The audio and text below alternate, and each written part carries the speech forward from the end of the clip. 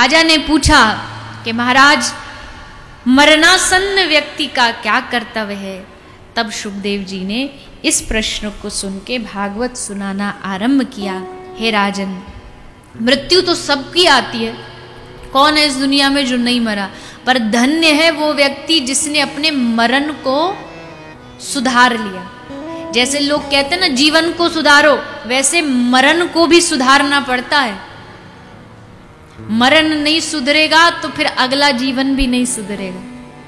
मरण भी सुधर, जैसे जीने की तैयारी होती है वैसे मरने की भी तैयारी होनी चाहिए।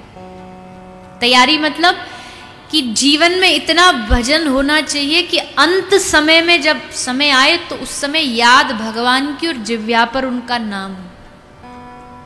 और ये एक झटके में नहीं होता, इसके लिए जीवन भर करना पड़ता है, तब जाके मृत्यु के समय ये भाव उत्पन्न होता है। नहीं तो दुनिया में हजारों आते हैं, हजारों मर के चले जाते हैं, पर मानव कौन जिसके मरने पर पूरा समाज दिल से रोए कि क्या क्या व्यक्तित्व था इसका। ऐसा जीवन होना चाहिए। किसी ने कहा जियो तो एक नमक की तरह जियो। भले सब्जी में दिखाई नहीं देता है पर उसके बिना स्वाद भी बेकार है पूरी सब्जी का, अगर नमक नहीं है तो जीवन ऐसा हो, भले हम दिखाएं ना कि देखो हम ये हैं, हम ऐसे हम वैसे हैं, पर जीवन ऐसा हो कि हमारे जाने के बाद समाज को उसकी कमी खले,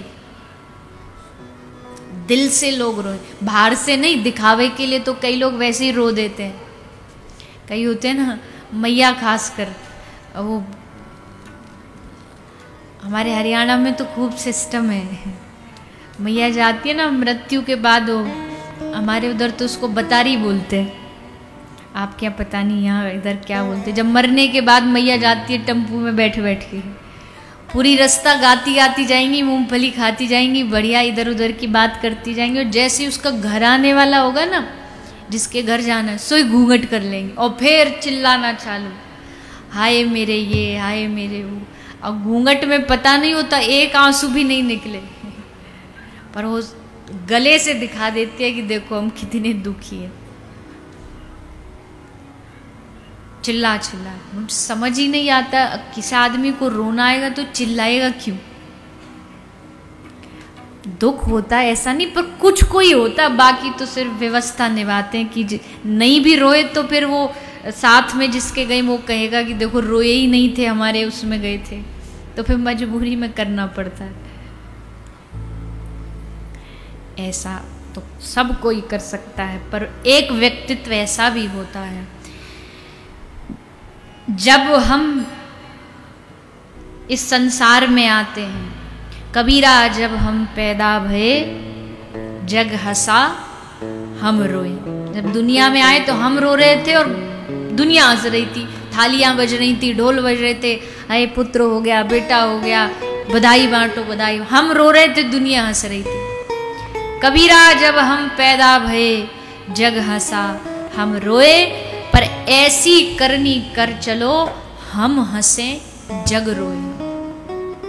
ऐसी करनी करके जाए जग को लगे वाह, बड़ा अच्छा व्यक्ति था। रोए मतलब दिल से रोए, वो उधारी वाले ना रोए कि उधार लेके मर गया, हाय हमारा पैसा डूब गया। हम हंसते हुए जा, हंसते का मतलब संतुष्टि कि हाँ हम जा रहे हैं, जीवन में जिस काम को करने के लिए आए थे हमने पूरा कर लिया। एक उदाहरण और समझो, मृत्यु से घबराता कौन है?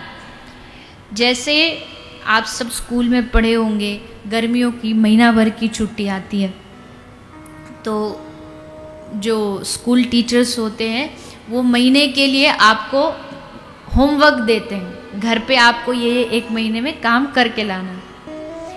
अब दो तरह के बच्चे होते हैं, एक बच्चे तो होते हैं जो महीने के 29 दिन तो नानी के घर जाएंगे, मामा के घर जाएंगे, मौसी के घर जाएंगे, खेलेंगे कूदेंगे, और जब वो लास्ट वाला दिन बचेगा ना तब उनका बस्ता खुलता है कि अब आज ये अंतिम डेट है, कल नहीं तो फिर डंडा पड़ेंगे।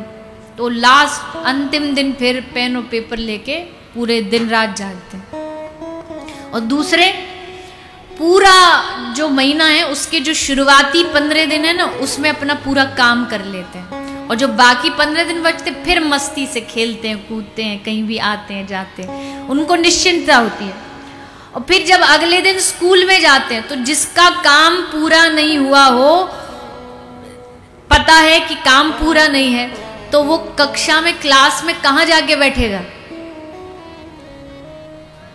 कहां बैठेगा? कहां बैठेगा? बड़ा अनुभव है आपको।